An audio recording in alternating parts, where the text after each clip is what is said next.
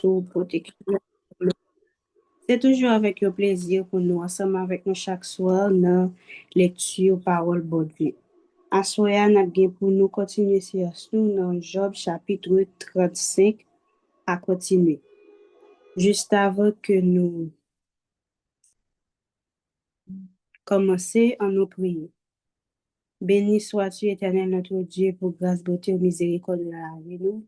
Merci pour your semaine qui permet de nous passer au bien. Merci pour jeunesse à tout qui déjà réussi pour nous. Nous réclamons assistance présence parmi nous pendant que nous allons lire paroles. Nous prions comme ça au nom de Jésus. Amen. Job chapitre 35. Il lui reprit et dit, imagines-tu avoir raison? Penses-tu te justifier devant Dieu quand tu dis que me sert-il, que me revient-il de ne pas pécher? C'est à toi que je vais répondre et à tes amis en même temps. Considère les cieux et regarde. Vois les nuées comme elles sont au-dessus de toi. Si tu pèches, quel tort lui casses-tu? Et quand tes péchés se multiplient, que lui fais-tu? Si tu es juste, que lui donnes-tu? Que reçoit-il de ta main? Ta méchanceté ne peut nuire qu'à ton semblable. Ta justice n'est utile qu'au Fils de l'homme. On crie contre la multitude des oppresseurs, on se plaint de la violence de grand nombre, mais nul ne dit où est Dieu mon Créateur, qui inspire des chants d'allégresse pendant la nuit, qui nous instruit plus que les bêtes de la terre, et nous donne l'intelligence plus qu'aux oiseaux du ciel. On a beau crier, alors Dieu ne répond pas, à cause de l'orgueil des méchants. C'est en vain que l'on crie, Dieu n'écoute pas. Le Tout-Puissant n'y a point égard. Bien que tu dises que tu ne le vois pas, ta cause est devant lui. Attends-le, mais parce que sa colère ne servit point encore, ce n'est pas à dire qu'il est peu souci du crime. Ainsi, Job ouvre vainement la bouche, il multiplie les paroles sans intelligence. Job chapitre 36. Élihu continue et dit, attends un peu et je vais poursuivre, car j'ai des paroles encore pour la cause de Dieu. Je prendrai mes raisons de haut et je prouverai la justice de mon Créateur. Sois-en sûr, mes discours ne sont pas des mensonges. Mes sentiments devant toi sont sincères. Dieu est puissant, mais il ne rejette personne. Il est puissant par la force de son intelligence. Il ne laisse pas vivre le méchant et il fait droit aux malheureux. Il ne détourne pas les yeux de dessus les justes. Il les place sur le trône avec les rois. Il les y fait asseoir pour toujours afin qu'ils soient élevés. Viennent-ils à tomber dans les chaînes? Sont-ils pris dans les liens de l'adversité? Il leur dénonce leurs œuvres, leurs transgressions, leur orgueil. Il les avertit pour leurs instructions, les exhorte à se détourner de l'iniquité. S'ils écoutent et se soumettent, ils achèvent leurs jours dans le bonheur, leurs années dans la joie. S'ils n'écoutent pas, ils périssent par le glaive. Ils expirent dans leurs aveuglements. Les impies ne livrent à sa colère. Ils ne crient pas en Dieu quand il est en chaîne. Ils perdent la vie dans leur jeunesse. Ils meurent comme les débauchés. Mais Dieu sauve le malheureux dans sa misère. Et c'est par la souffrance qu'il l'avertit. Il te retirera aussi de la détresse pour le mettre au large, en pleine liberté. Et ta table sera chargée de mets succulents. Mais si tu défends ta cause comme un épée, le châtiment est inséparable de la cause. Que l'irritation ne t'entraîne pas à la moquerie et que la grandeur de la rançon ne te fasse pas dévier. Tes cris suffiraient-ils pour te sortir d'angoisse et même toutes les forces que tu pourrais développer? Ne soupire pas après la nuit, qui enlève le peuple de leur place. Garde-toi de te livrer au mal, car la souffrance s'y dispose. Dieu est grand par sa puissance. Qui serait enseigné comme lui? Qui lui prescrit ses voies? Qui ose dire tu fais mal? Souviens-toi d'exalter ses œuvres que célèbrent les hommes. Tout homme les contemple, chacun les voit de loin. Dieu est grand, mais sa grandeur nous échappe. Le nombre de ses années est impénétrable.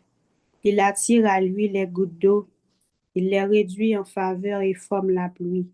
Les nuages la laissent couler, il la répand sur la foule des hommes. Et qu'il comprendra le déchirement de la nuit, les fracasses de sa tente. Voici, il étend autour de lui sa lumière, et il se cache jusque dans les profondeurs de la mer. Par ses moyens, il juge les peuples, et il donne la nourriture avec abondance. Il prend la lumière de sa main, il la dirige sur ses adversaires. Ils annoncent par un gradement les troupeaux perçantes son approche. Job chapitre 37. Mon cœur est tout tremblant, il bondit hors de sa place. Écoutez, écoutez le frémissement de sa voix, le grondement qui sort de sa bouche. Il le fait rouler dans toute l'étendue des cieux, et son éclair brille jusqu'aux extrémités de la terre. Puis éclate un rugissement, il tonne de sa voix majestueuse. Il ne retient plus l'éclair dès que sa voix retentit, qui tonne avec sa voix d'une manière merveilleuse. Il fait de grandes choses que nous ne comprenons pas. Il dit à la neige, tombe sur la terre. Il le dit à la pluie, même aux plus fortes pluies. Il met un sceau sur la main de tous les hommes, afin que tous se reconnaissent comme ses créatures. L'animal sauvage se retire dans une caverne et se couche dans sa tanière. L'ouragan vient du midi et le froid des vents du nord. Par son souffle, Dieu produit la glace. Il réduit l'espèce où se répandaient les eaux. Il charge des vapeurs les nuages. Il les disperse étincelants. Leur évolution ravit selon ses desseins, pour l'accomplissement de tout ce qu'il leur ordonne. Sur sa face de la terre habitée, c'est comme une verge dont il frappe sa terre, ou comme un singe de son amour, qu'il les fait apparaître. Job, sois attentif à ces choses. Considère encore les merveilles de Dieu. Sais-tu comment Dieu les dirige et fait briller son nuage étincelant? Comprends-tu le blasement des nuits, les merveilles de celui dont la séance est parfaite? Sais-tu pourquoi tes vêtements sont chauds, quand la terre se repose par le vent du midi? Peux-tu comme lui étendre les cieux, aussi solides qu'un miroir de fonte? Fais-nous connaître ce que nous devons lui dire. Nous sommes trop ignorants pour nous adresser à lui. Lui annoncera-t-on que je parlerai. Mais quel est l'homme qui désire sa perte? On ne peut fixer le soleil qui resplendit dans les cieux. Lorsqu'un vent passe et en ramène la pureté, le septentrion le rend éclatant comme l'or. Oh, que la majesté de Dieu est redoutable! Nous ne saurions parvenir jusqu'au Tout-Puissant, grand par la force, par la justice, pour le droit souverain. Il ne répond pas. C'est pourquoi les hommes doivent le craindre. Ils ne portent les regards sur aucun sage. Job chapitre 38. L'Éternel répondit à Job du milieu de la tempête et dit, qui est celui qui obscurcit mes desseins par des discours sans intelligence? Saint, terrain comme un vaillant homme. Je t'interrogerai et tu m'instruiras. Où es-tu quand je fondais la terre? Dis-le si tu as de l'intelligence. Qui en a fixé les dimensions, le sais-tu? Ou qui a entendu sur elle le cordeau? Sur quoi ces bases sont-elles appuyées? Ou qui en a posé la pierre angulaire? Alors que les étoiles du matin éclataient en chants d'allégresse, et que tous les fils de Dieu poussaient des cris de joie. Qui a fermé la mer avec des portes quand elle s'élança du sein maternel? Quand le fit de la nuée son vêtement, et de l'obscurité ses langues, quand je lui apaisai la loi, et que je lui mis des barrières et des portes, quand je dis, tu viendras jusqu'ici, tu n'iras pas au-delà.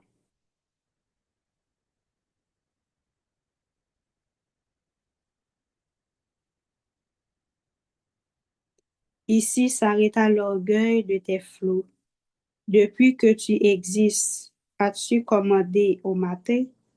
As-tu monté sa place à l'aurore pour qu'elle saisit les extrémités de la terre et que les méchants en soient secoués? Parce que la terre se transforme comme l'argile qui reçoit une empreinte, pour que les méchants soient privés de leur lumière et que les bras qui se lèvent soient brisés. As-tu pénétré jusqu'aux sources de la mer? T'es-tu promené dans les profondeurs de l'abîme? Les portes de la mort t'ont-elles été ouvertes? As-tu vu les portes de l'ombre de la mort? As-tu embrassé du regard l'étendue de la terre? Paul, si tu sais toutes ces choses, où est le chemin qui conduit au séjour de la lumière? Et les ténèbres, où ont-elles leur demeure? Peux-tu les saisir de leurs limites et connaître les sentiers de leurs habitations? Tu le sais, car alors tu étais né, et le nombre de tes jours est grand.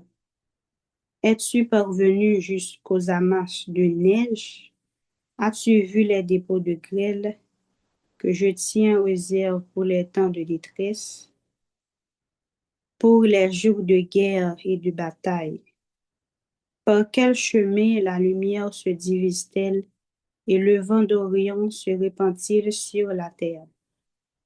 Qui a ouvert un passage à la pluie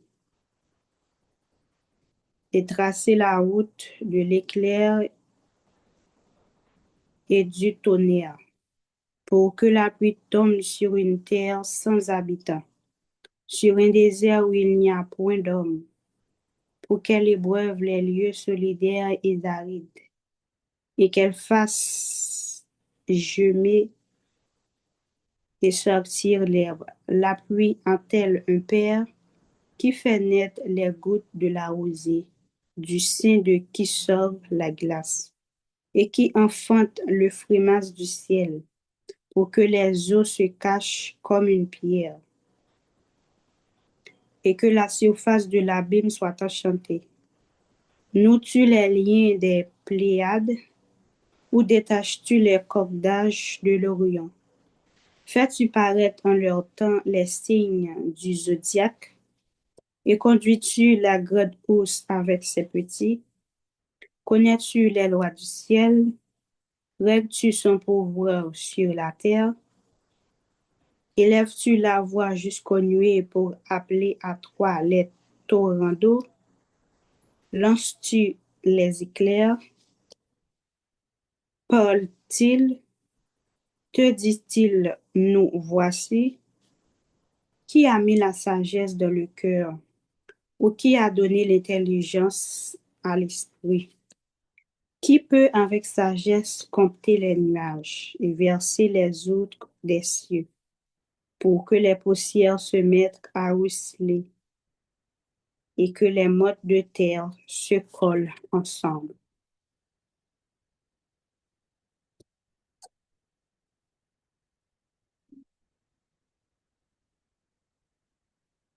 Job chapitre 39. Chasses-tu la proie par la lionne et apaises-tu la faim des lionceaux? Quand ils sont couchés dans leur tanière, quand ils sont en embuscade dans leur repère, qui repart un corbeau, sa pâture quand ses petits crient vers Dieu, quand ils sont errants et affamés. Sais-tu quand les chèvres sauvages font leurs petits? Observes-tu les biches quand elles mettent bas? Comptes-tu les mois pendant qu'elles portent? Et connais-tu l'époque où elles enfantent? Elles se courbent, laissent échapper leur progéniture et sont délivrées de leur douleur. Leurs petits prennent de la vigueur et grandissent en plein air. Ils s'éloignent et ne reviennent plus auprès d'elles. Qui met en liberté l'âne sauvage et l'affranchit de tout lien. J'ai fait du désert son habitation, de la terre salée sa demeure. Il se rit du tumulte des villes. Il n'entend pas les cris de maître. Il parcourt les montagnes pour trouver sa pâture. Il est à la recherche de tout ce qui est vert. Le buffle veut-il être à ton service? Passe-t-il la nuit vers la crèche? L'attaches-tu par une corde pour qu'il trace un sillon? Va-t-il après toi briser les mottes des vallées? Tu proposes-tu sur lui parce que sa force est grande? Lui abandonnes-tu le soin de tes travaux? Te fies-tu à lui pour la rentrée de la récolte? Est-ce lui qui doit l'amasser dans ton air? L'aile de l'autruche se déploie joyeuse. On dirait l'aile, le plumage de la cigogne.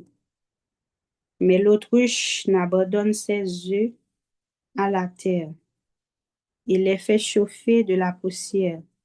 Elle oublie que le pied peut les écraser, qu'une bête des champs peut les fouler. Elle est dure envers ses petits comme s'ils n'étaient point à elle. Elle ne s'inquiète pas de l'inutilité de son enfantement, car Dieu lui a refusé la sagesse. Il ne lui a pas donné l'intelligence en partage.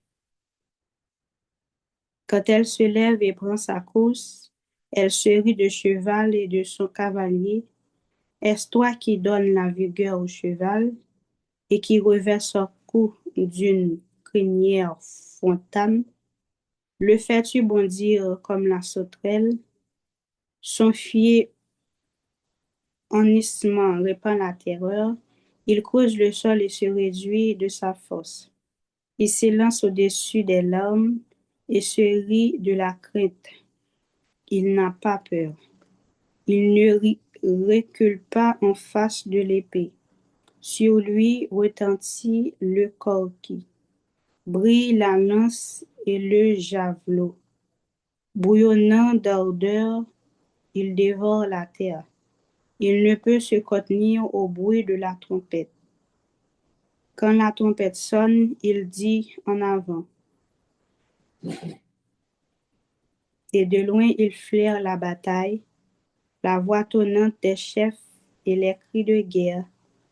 Est-ce par ton intelligence que l'épervier prend son vol et qu'il étend les ailes vers le midi? Est-ce par ton ordre que l'aigle s'élève et qu'il place son nid sur les hauteurs? C'est de les rochers qu'il a sa demeure. Sur la crème des rochers, sur le sommet des monts. De là, il épie sa proie. Il plonge au loin les regards. Ses petits boivent le sang. Et là où sont les cadavres, l'aigle se trouve. L'Éternel s'adresse à Job, dit, celui qui dispute contre le Tout-Puissant est-il convaincu? Celui qui conteste avec Dieu a-t-il une réplique à faire? Job répondit à l'Éternel et il dit, voici, je suis trop peu de choses, que te en répliquerai-je? Je mets la main sur ma bouche. J'ai parlé une fois, je ne répondrai plus. Deux fois, je ne m'ajouterai rien. C'était Job chapitre 35 jusqu'à 49 que nous lisons pour Assoya, juste avant que nous cédions micro en nous prier. Merci Dieu trois fois saint pour présence qui était avec nous pendant que nous tapons les paroles. Nous pourrons remettre micro que assistance présence capable toujours rester au côté de nous. Nous prions comme ça au nom de Jésus. Amen.